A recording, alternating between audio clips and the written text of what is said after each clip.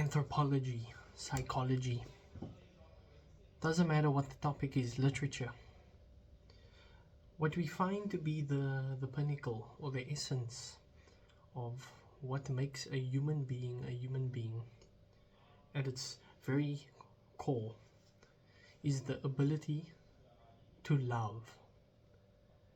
And love is this act of the will to value something, but not just to value something, but want it to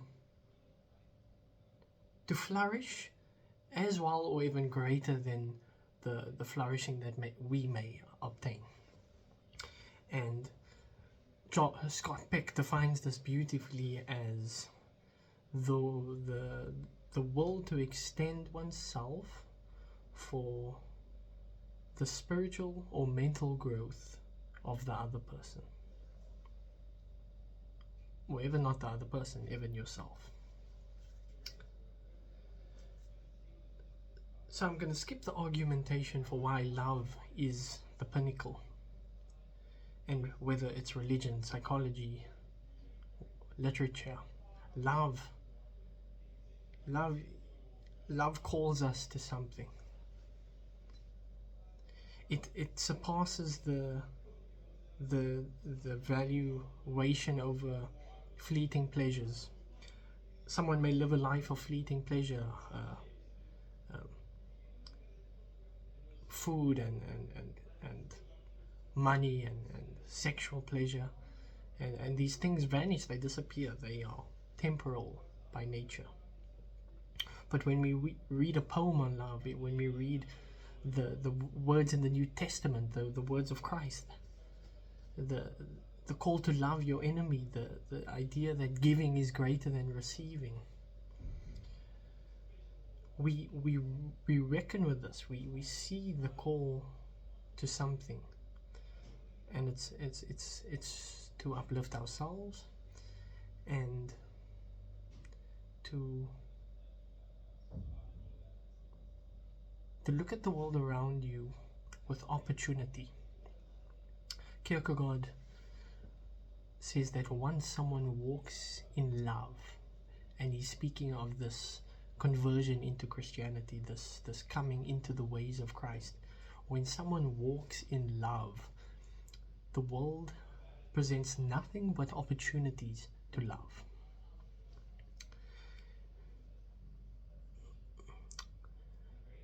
And love is defined very specifically, or not, let's say specifically, but it's not the misconception of love as to have a cathexis towards something, to have an attachment or an obsession with something, or to have your mental energy completely fixated on something. That is not love. That is what we colloquially may call attachment or obsession, or not even obsession, but just an immense curiosity and valuation of something.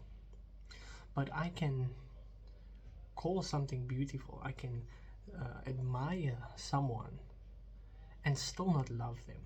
I may desire to obtain them for myself. I may be a jealous person. I may be wanting them to decline so that I can increase, despite my immense admiration and affection towards them as a person. Hence why saying I love you is not the same as being with someone when they are sick and dying in bed and not able to provide you with anything. So this particular love that forgets the self, it forgets what the self desires, this cathexis, and it sees the world as a way to relinquish one's own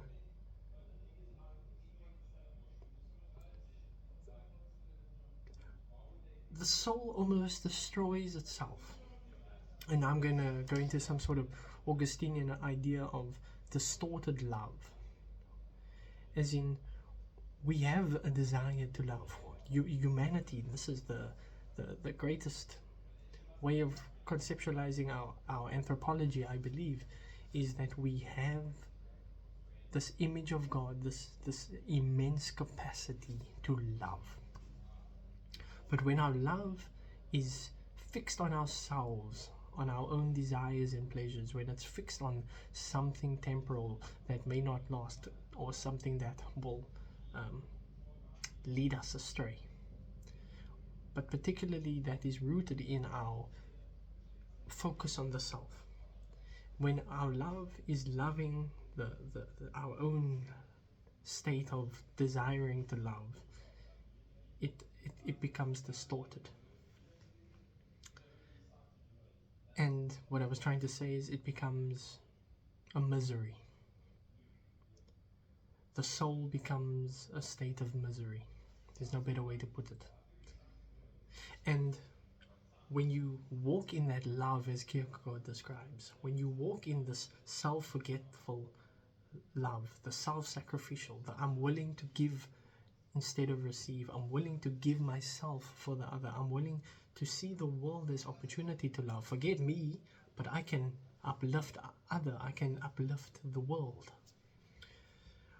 Once you walk in that love, you are able to relinquish yourself from that tyranny, from that misery of the soul. So seeing the world as an opportunity to love even when there's injustice, to love even when you don't get anything, to love no matter what. It relinquishes the soul's misery, and the soul is restored in Christ. And when I say in Christ, I really mean in Christ, to bear the cross, because the cross doesn't promise a kingdom of pleasure. It doesn't promise no suffering. It doesn't promise abundance of money and temporal pleasure. It promises nothing. What it does lead to, as Christ showed us, is betrayal,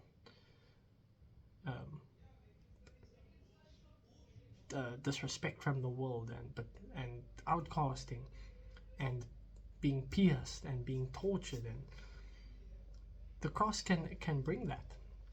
And to choose the walking in that true self-forgetful love is to relinquish the soul's distorted desires, the distorted desires that eventually start eating away at the soul, where the soul is in the state of misery.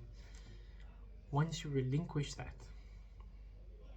you find freedom not in temporal pleasure, which the distorted soul desires, but in the divine pleasure, the divine love.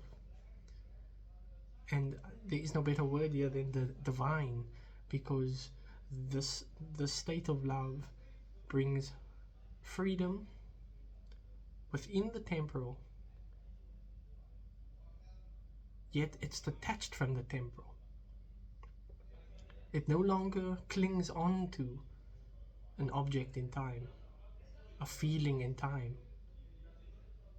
It clings on to the cross of Christ that overarches time.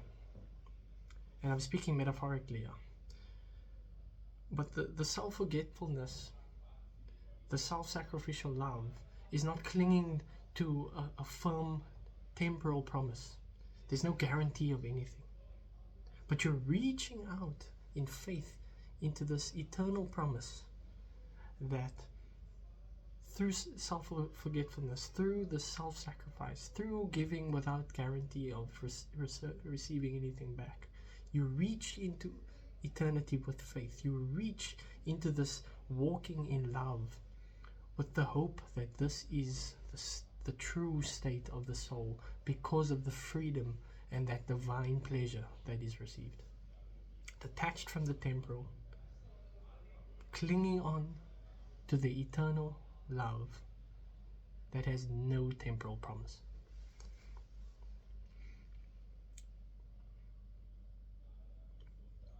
to love enemy, to love in no justice, to love in pain, to love with no guarantees, only courage and no fear.